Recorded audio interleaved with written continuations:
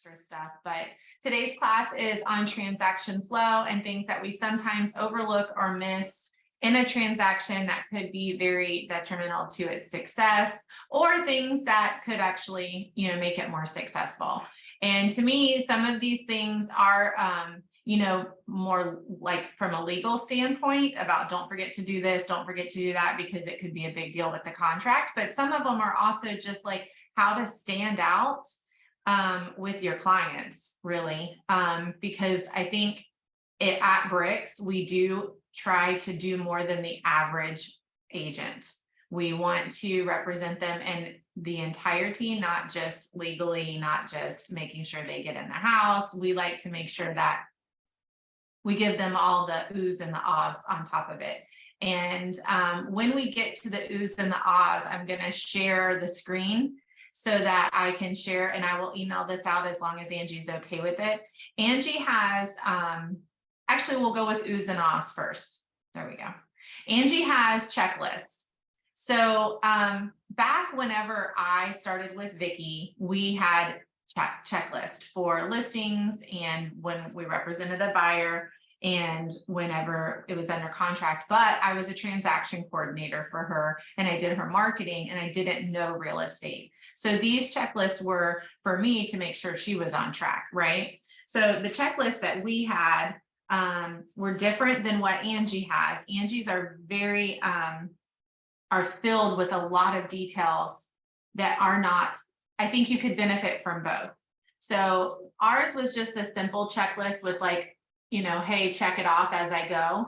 And the way we did it is on top of having a dot loop folder is we would have a property folder and it would have the property name. And if it was an active buyer, active listing, or even under contract, it was sitting in like one of those little stack things on her desk or mine, so that she could get to it and find out where I was documenting things in the transaction, right? And so we would have all the documents that were signed, even if they were digitally signed, I would put them in this folder, and the property card, all the things that are in our loops, I would have a folder. And the purpose for that was if she needed to pick up and go, and she needed these things with her and she needed to know where I was at, she could just pick up and take the folder with her. So we would take these checklists, and on the inside of the front folder, I might have to unblur. I would put, okay, we have a new listing, here's the checklist. And I would just go down and do all the things. And that's how she would look at it and know.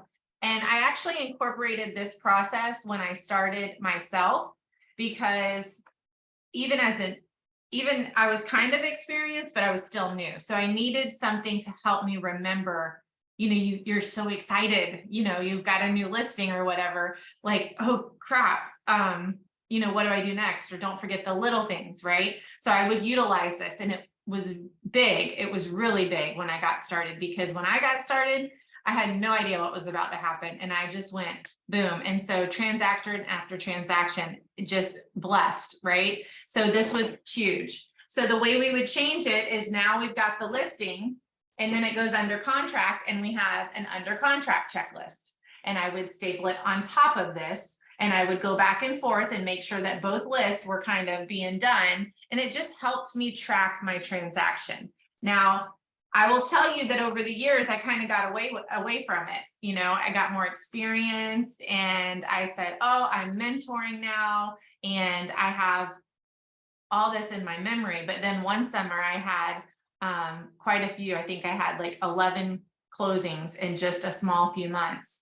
And I was losing track of who I was servicing and how I was servicing them. So on top of creating like a dry erase board for myself, I went back and I sat down and went through every one of my loops and created a folder for them. And I put them in my car. And then I would bring them in every day or at the office so that I could make sure that I was updating them as I did something. So there's that. That is a transaction flow option for you. If you find that you're losing track, maybe this is a thing. And the reason why I say this is because now, especially if you're new or if you're not busy, is the time to create an automated flow, right? I really feel like that. An automated flow, that means the moment I get a call about a listing, my next step is this. And once I go to that listing appointment and I win it, my next step is this. And it's just like one step pushes you into the next step. And it's mental, but it's also something that you can follow along with. Any comments about that? Or as far as your strategy and how you do things? Val, do you have any comments on how you do things when you get a new listing or a new buyer or whatever? You have to unmute, please. Oh, wait. Hey, I agree. Especially back in my day, we definitely had those checklists, and Angie's checklist for the buyers and the sellers. Those are amazing, and I have finally put them on my Google Docs, and I try and share them with Sherry and everybody instead of asking Jim to keep sending them to me. But no, it is a good thing. It's funny because I'm a paper person.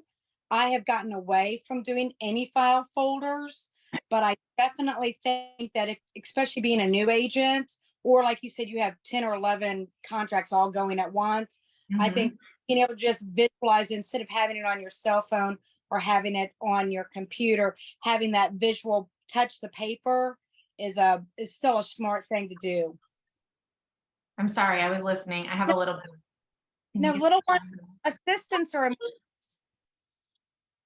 No, this assistant is too rowdy. One moment, I'm sorry.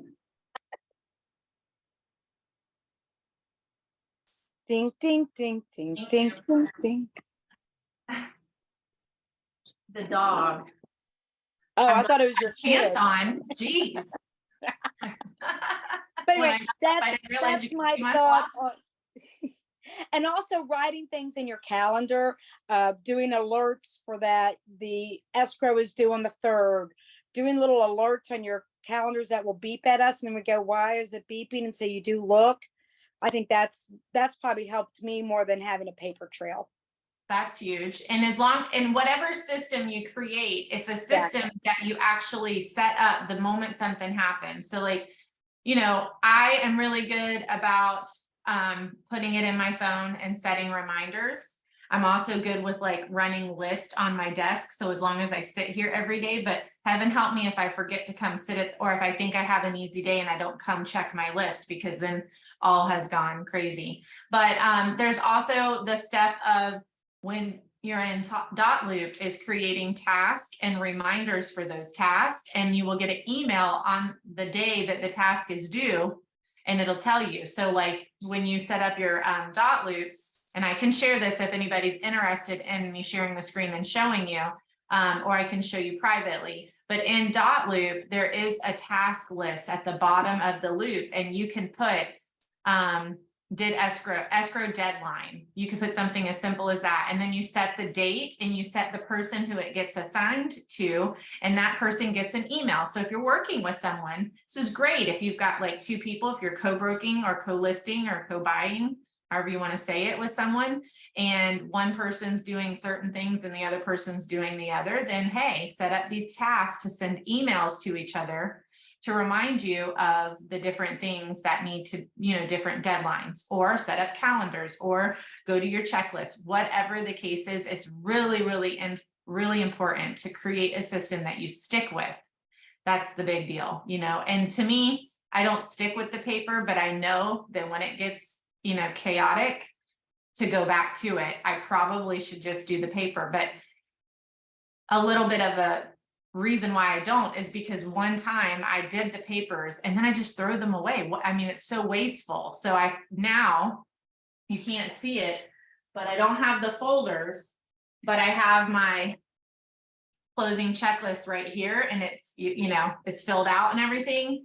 And I have them up here on my little dry erase board, magnetized. So they're here for myself. So, I mean, I'm still kind of partially doing it, but it's a system that works for me in this pace and this way of life that I'm existing in right now. So your systems can change, they can evolve. I've noticed that Angie's buyer's checklist and listing checklist, it's evolved. It's definitely evolved. She's added things in and she updates it as she thinks of something new.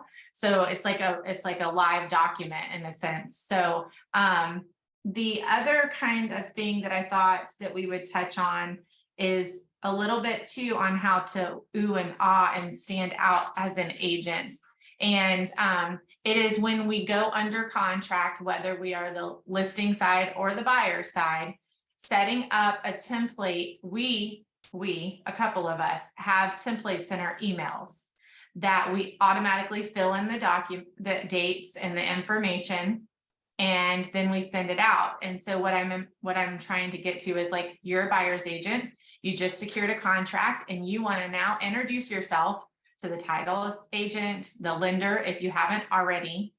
And you want to make sure that they get the documents that are important for the transaction, even though the listing agent may have already sent them. And then you also want to make sure that all of you guys, the four of you, the listing agent, buyer's agent, and so forth, are all on the same team, right?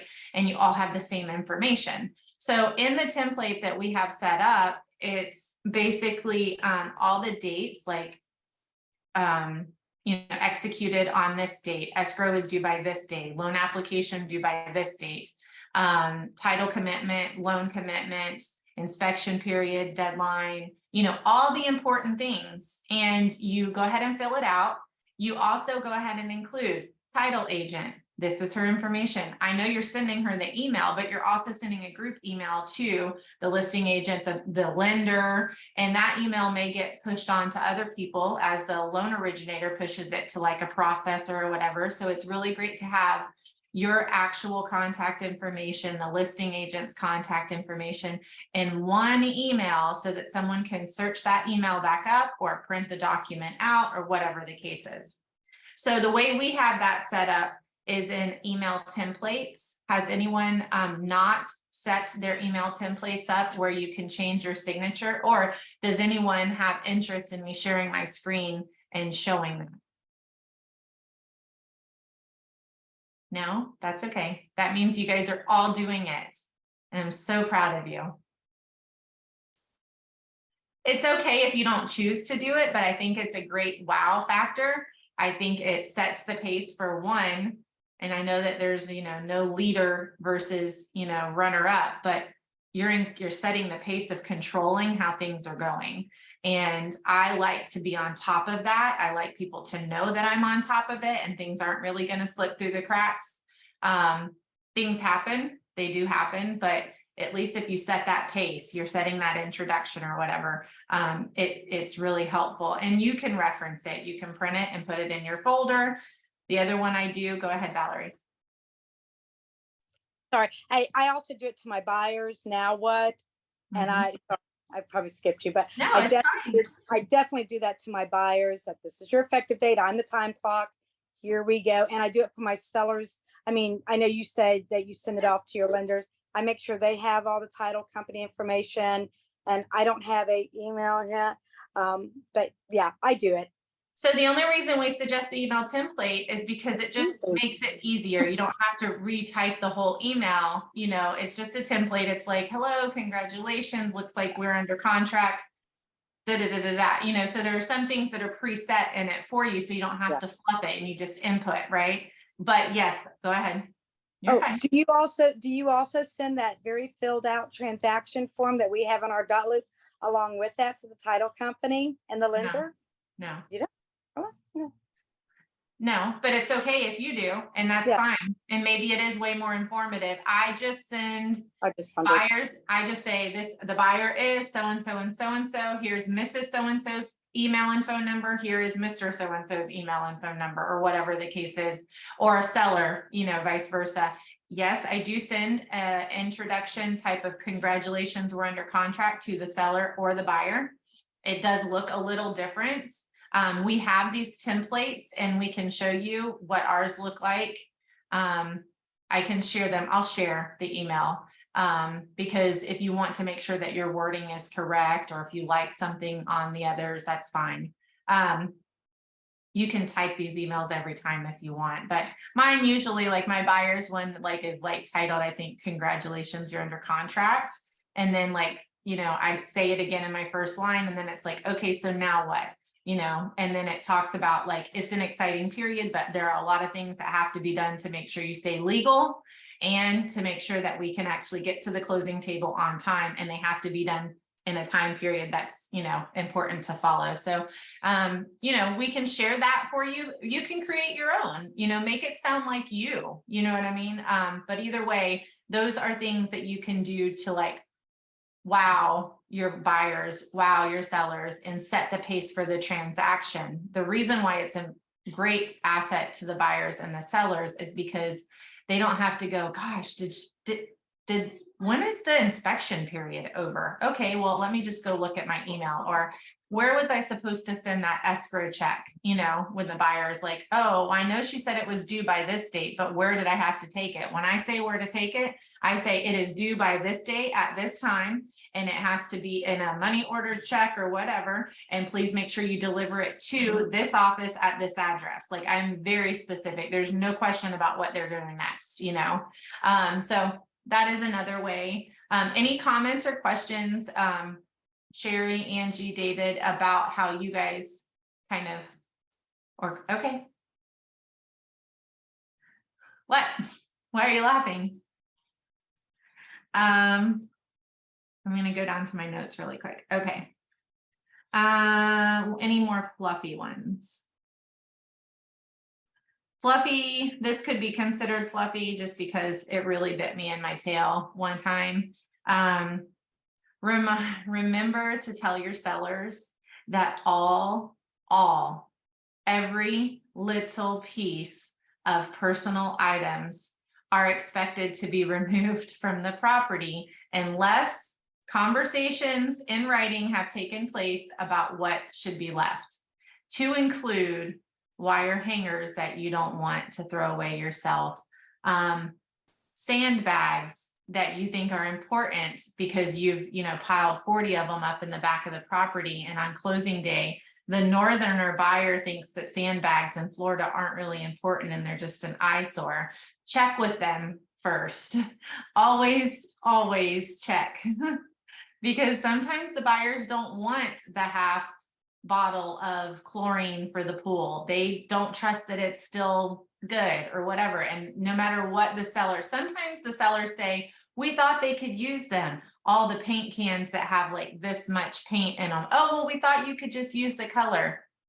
Just write the color down on a piece of paper and leave it for them and throw the empty cans away, right? So there are things like that make a difference. It's kind of a whoa factor in a sense because it really does make that smooth transition. The buyers don't have to get all crazy and in their emotions because they're doing the final walkthrough and there's all this stuff that they are now concerned with removing from the home before they can move in, right? So, but this is what happens. The buyer's like, well, I don't want to delay the closing. I guess it's just paint cans. It's just wire hangers and it's just this. So I'll just accept it, but it's changed the way they feel. It's changed their feelings, right? Now they do feel stressed. It's changed the dynamic and it's affected closing day, to be honest. So I feel like it's kind of like a way to just make sure things are lined up. So all personal items, if they want to leave it, hey, if you're thinking that you might want to leave something for the buyer, please check with me and I'll ask them if they want it. Another thing that can kind of change the way that works in my experience, but this is contractual, is if you're a seller if you're listing and your sellers, make sure that they understand that in the contract, it says that curtains and drapes and blinds are to remain. And if they have something that matches with their attire or with their decorations and they want to take it, it has to be negotiated and written. Because that will totally ruin your day when the buyer shows up and is like, where are the curtains? I was expecting those curtains to be there, especially because they were blackout curtains and I sleep during the day or whatever the case is. It could totally make or break a transaction and the dynamic of how things go. And it's a small thing. It's just a small thing. So listing side, make sure the sellers understand what should stay and what should go so that the buyer's agent isn't having to, deal with all the emotions. Any comments or stories or anything? Yes, Valerie. You got to unmute first. Don't talk until you unmute. Okay, so thank you. And I'm sorry, I keep having too many stories, but let No, me it's tell you the fine. biggest one that we have right now. And I even specifically wrote line 15 through 24 is what I think describes exactly what you were just saying.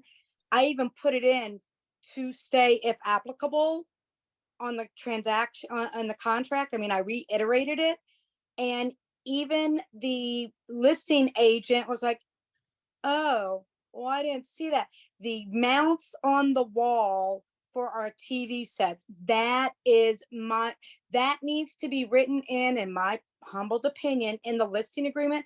Seller has read lines 15 through 24 and understands what's staying in the flipping house, the lovely house. Yes, and that's actually a great idea, Valerie. It's a good idea for us to start taking to our listing appointments to discuss with them. Now, I will say, some of the newer agents may not understand this, but mounts were not always included, right? So if someone has had a sale in the past few years and they were able to take their mounts with them, and now they're selling again and their agent hasn't told them about the change, because let's face it, mounted TVs have been around for a while now. So it would be understandable that someone could sell one time and be allowed to take their mounts and it would never have been in question.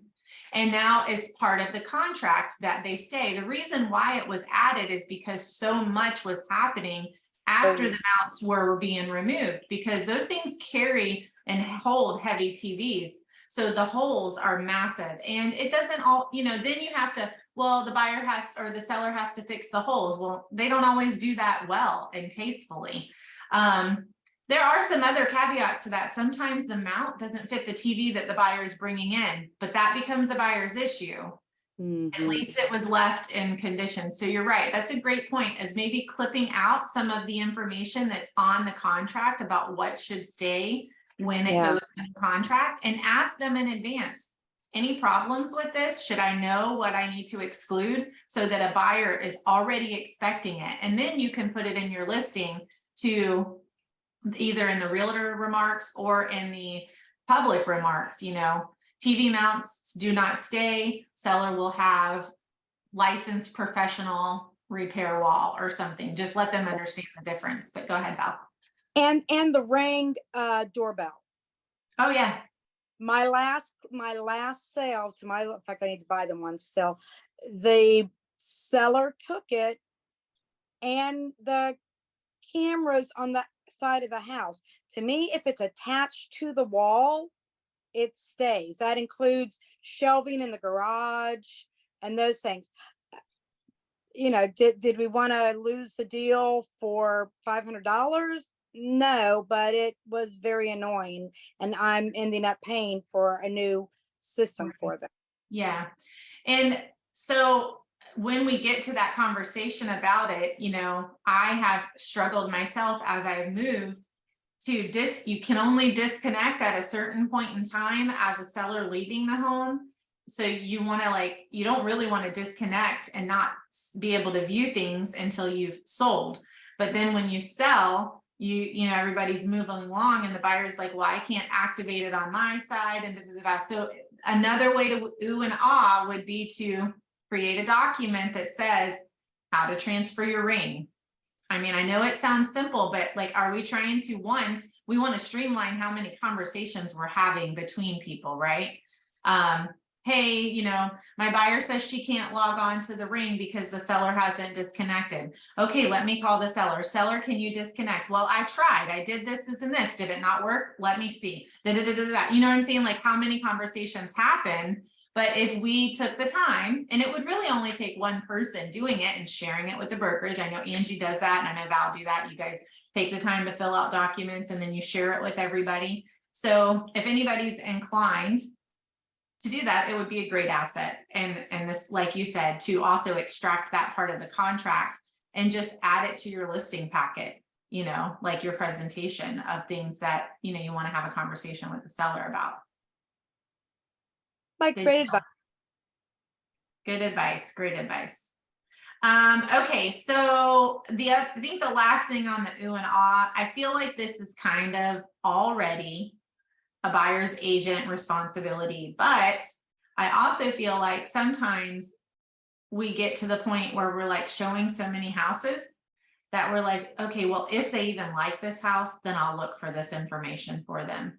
But my point is, when you're having your consultations with your buyers and you know what is important to them, make sure that you have at least reviewed the MLS sheet or found out that one important detail, if it's possible, about the showing. So an example would be if your buyer is specifically looking for 1 or 2 or 3 different school zone possibilities. Now, obviously, if they only want to be in one school zone, then you're only showing them houses in that school zone, I imagine. But when I moved here, I was kind of open to a couple, right? So if that's the case, it's important to already know when you walk in that door what schools the house is zoned for, because all of the counties in our area do have open enrollments and school choice and all of these options for people who live in.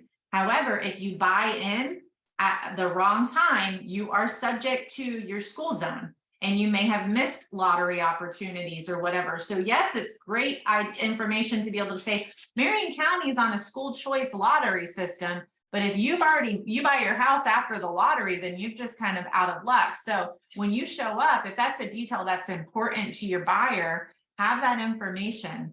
Also, have the information about septic versus public water. I mean sewer, sorry, well versus, public water. You don't necessarily have to know like every utility question, but like it would be beneficial. These are questions that they ask, right? Okay, well, especially if you look at this list of houses and you're like, man, they're going to like this one and this one. These are high priority houses. I know that these are going to be some of their favorites because you've worked with them for so long, or it has a lot of their, things that they're trying to check off. Try and be prepared, because it's important to not have to say, and it's okay if you have to say this, but it's so much better if you don't have to say, let me look at that and get back to you.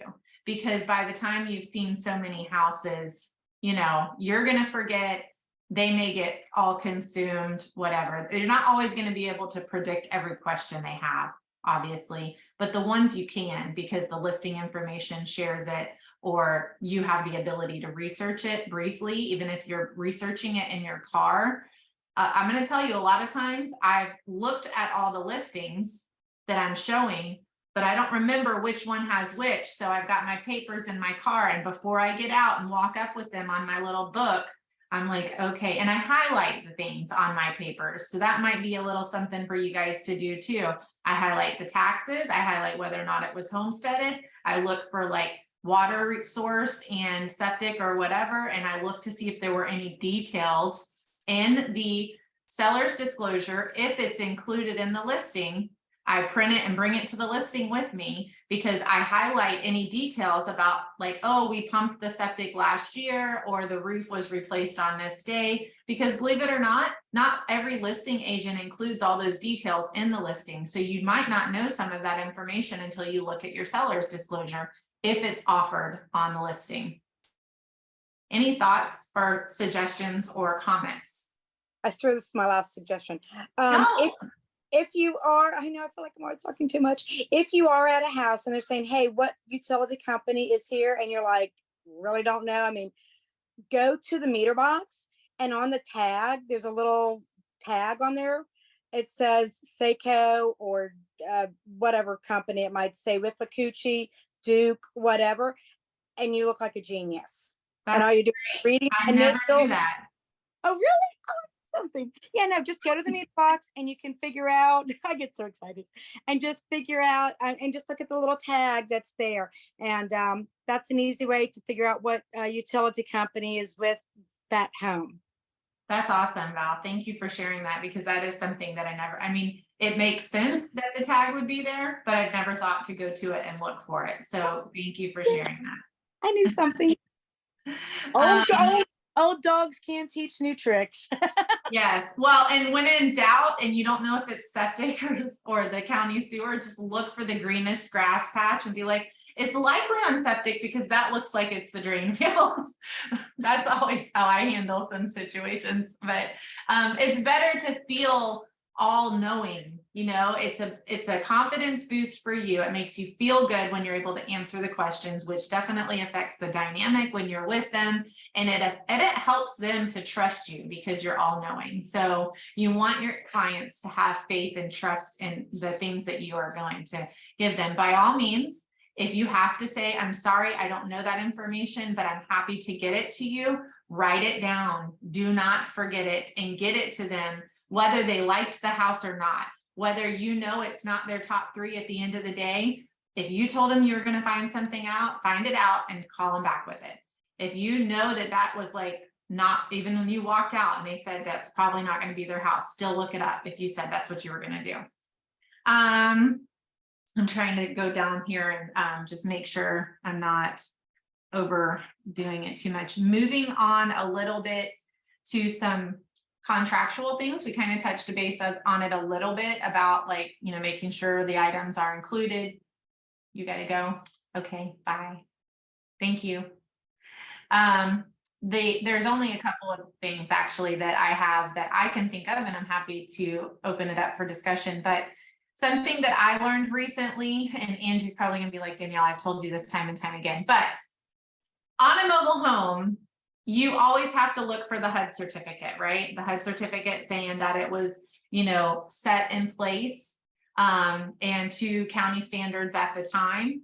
It's like, I guess what they call like a tag for it or something. So the appraiser will look for it. If it's not visible, yada, yada. Well, in this particular case, the listing agent was bam, right on the spot. She took the appraiser right to it and he took a photo. But now the underwriter is asking for this acronym, which is extensive. But basically it's a further information to avoid having to hire an engineer to come out for the inspection. And the only reason the HUD certificate was not enough is because the people had added on concrete and attached a screen room. And I know, stop smirking at me. I know you already told me this. Anyways, they added on a screen room and they added on overhangs over all of the steps. Well, the underwriters want to make sure it was permitted and that it was done safely and to the codes at the time. It doesn't have to match code now. It has to have been approved and through the county was permitted and correctly done. So I'm not quite done. Okay.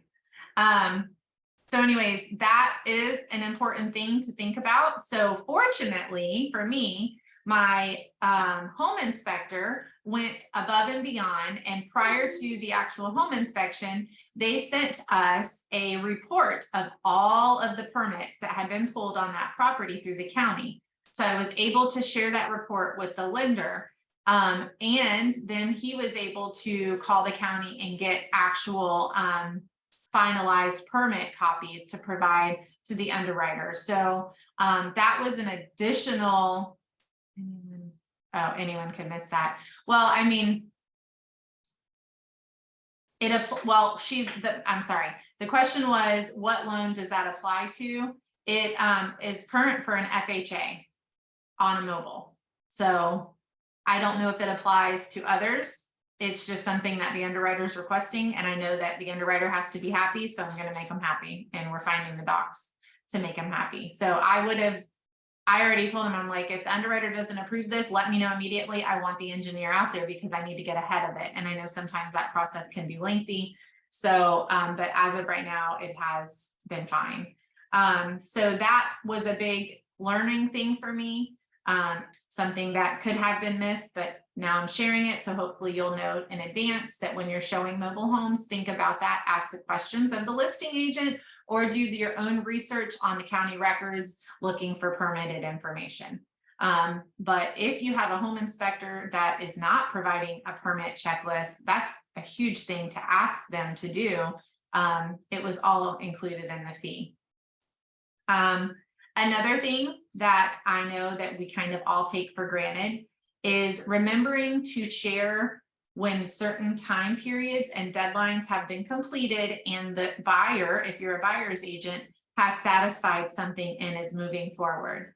If the escrow deposit has been made and you receive an escrow receipt, Likely the listing agent received an escrow receipt too, but don't assume, and send a copy of the escrow receipt to the listing agent saying escrow has been made, see attached receipt. Make sure they're aware that you guys as the buyers are meeting your deadlines.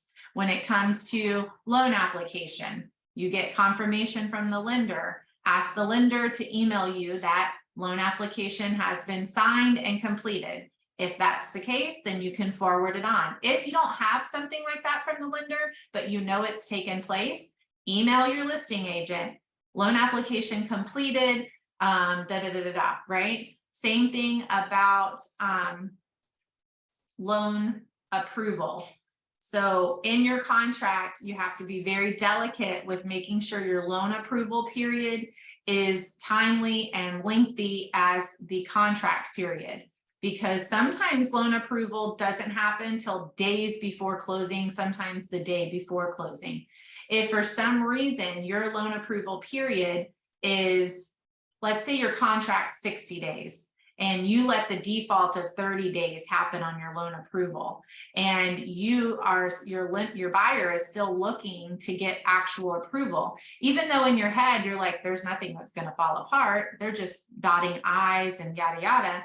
You need to extend your loan approval period to be sufficient so you can actually get a loan approval, right? Even if it has conditions, even if it's loan approval, but the something has to be provided at closing, a survey has to be provided at closing. That part is okay, but it needs to be a loan approval. So make sure that your time periods, one, are complete, and also make sure you're communicating that, hey, my buyer's approval has come through, we're looking at a clear to close, and we're moving forward with closing on this day, right? Because if you don't communicate that, just like in the contract, if you see faults on the title commitment and you don't communicate it, then you could lose that opportunity. And then if the contract falters, then you lose escrow. So remember, as a buyer's agent, to me, the most important thing to think about is, one, we want to close the transaction, but in the event that the transaction doesn't close, you really want to make sure that your client gets that escrow back, that you have completed things in the time period that is necessary, so that, when all hell happens, if it does, that they are not just out of a home, but they get their escrow back as well. Does that make any sense what I'm explaining? David and Sherry, do you guys have any questions about this process or any tips? No? Okay. Angie, can you think of anything that I haven't gone over? These were just things that I have experienced recently and just tips of my own, but I mean, obviously this is an open forum, so please feel free to share. No, not necessarily. The only thing discussed maybe as far as wow factor is the follow-up emails to the buyer and seller with the tips about, homestead, not paying for your deed, cancel your, rerouting your auto ships, just some extra information that they may not have thought about or may have forgotten about in the hustle and bustle of the move.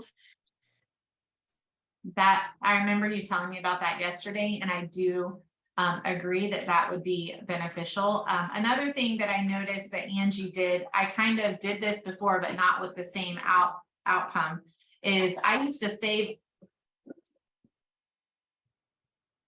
Lay down. Sorry, lay down. I used to save all my settlement sheets just so I could make sure I keep track of my 1099 spreadsheet. And now what Angie does is she copies the settlement or the closing HUD and she puts it in a folder. And then on January of the next year, she sends a copy of it to the buyers and the sellers, vice versa, because they can use it for tax purposes. I've actually had clients call me back, hey, can you send me that doc? We just moved, I don't know where I put it, whatever. Well, now, I mean, Angie's idea is keep it in a folder and it's easy peasy right out in the mail. She mails them to every one of them in January. Is that the process, Angie? Yes, and they really appreciate it. So that's a great wow factor. But also what Angie was talking about is the email after closing that reminds them hey, congratulations, hope you're settling in well. Even if you make this as a phone call, because I kind of tend to do this as a phone call, like I remind myself to check up on my clients after closing. Angie does it as an email. I think both are important. Make that verbal connection with them, see how they're doing, having great conversations and stuff. Don't just like drop them the moment they close. But she also puts it in an email form to them, like, hey, don't forget that you should have canceled your homeowner's insurance and turned off all of your electric and all these things and get your rebates for this. Or for the buyers, don't forget to change your license over, update your voter's registration, apply for homestead exemption, like all those things that we know, they have a lot going on, even if you say it at the closing table or in the parking lot, or if you've told them that whole week, they're going to forget some of it. So it's just kind of impressive that you remember to remind them. Yeah, registering for warranties and transferring warranties is a biggie, because if they don't, they are going to be pissed if something goes wrong. I agree completely. Sharing escrow receipts, time periods, don't ignore, always communicate. I think I've covered everything.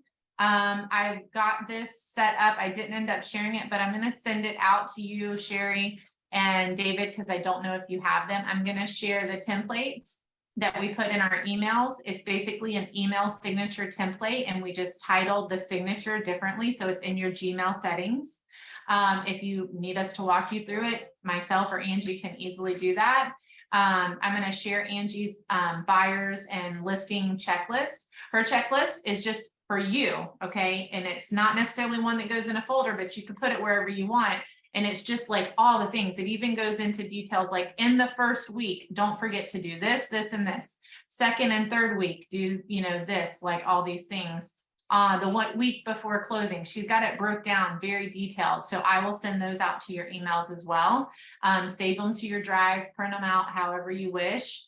And then if you guys need any assistance with any of those steps, or creating a system that works for you, now is the time. If you happen to be lacking, like myself, I've only got a few transactions going on. So it's a good time to create that system and automate it and review it and make sure that it's going to work for you when you get busy. So I have nothing else, but I appreciate the time that you guys have spent and the comments, and I will share in the emails and see you guys next week. Bye, everybody. Have a great week.